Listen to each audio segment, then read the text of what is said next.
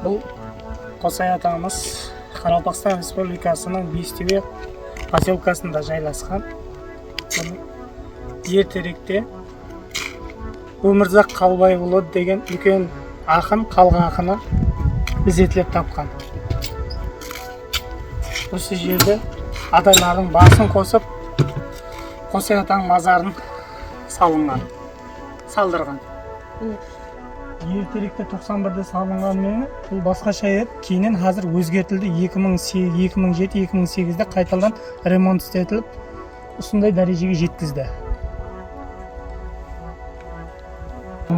Ертеректе бұдан 5 ғасыр алдын ашаршылық уақытында монғоллар жау жауып халықты қырып отырған кезінде халықтың басы бірікпей, Қосай ата інісі екеуі Қарақалпаққа қарап жол жүреді.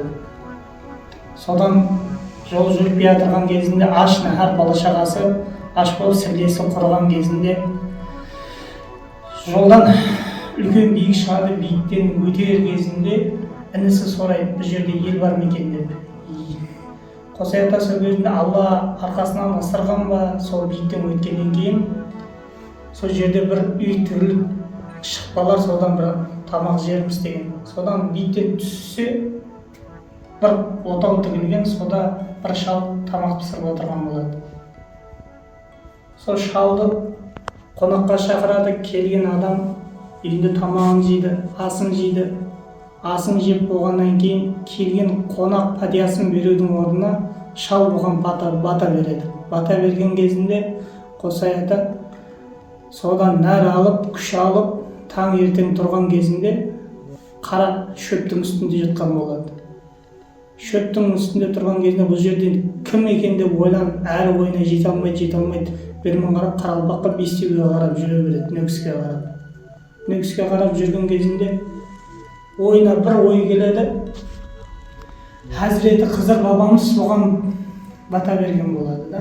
Сол ойына келеді. Содан Қарақалпаққа келіп жасайды. Күндердің бірінде мынаяқтан түркменлерден жау келеді, мынаяқтан Хорезмнен олбаң жинап келеді. Соларды қайтарып отырады күшіменен. Содан жасап отырған кезінде мынаяқтан бір жылқыменен ат ұрлап келе жатырған кезінде ішінде бір ағайыны болады. Содан атынан қуып келе жатырған кезінде сол інісін сатпайын деп өтірік сөйлейді. Сол кезінде түркменнен бір арқалы бір жігіт болып көріп тұрып екі көзін шықпағай деп қарғайды. Содан көзі көрмей қалады. Бірінші бала шағасы мұзға ағып кетіп қалады. Түркменнен келе қонақтан келе. Содан інісінің қолында жасап қалады. Содан бір күні кіші дәретке шыққан кезінде кіші дәреті жерді тесіп көпірген кезін көріп, інісінің әйелі көріп қалады. Көргеннен кейін бұны үйлендірейік деп айтады інісіне. Елі белінде күш қуаты бар, ол елі бір балалы болса не қылсын, өзінің ұрпақ қалсын деп айтады.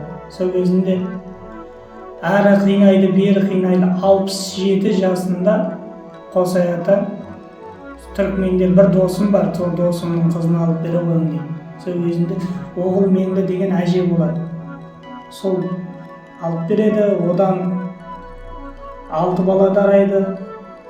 Содан Байбол, Тіней, Әйтей, Бегей, Бәли, Сүйіндік деген 6 бала туылады. Содан Қосай атаның ол көзді көреді, емші болады әжеміз.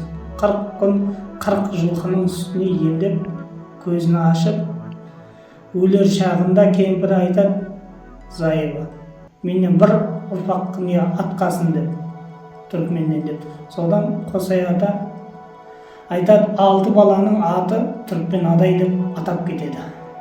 Сол ескен аңызларым осы Қосай атаның мазары міне осы жерде Бестөбе қаласында жайласқан төбешікте.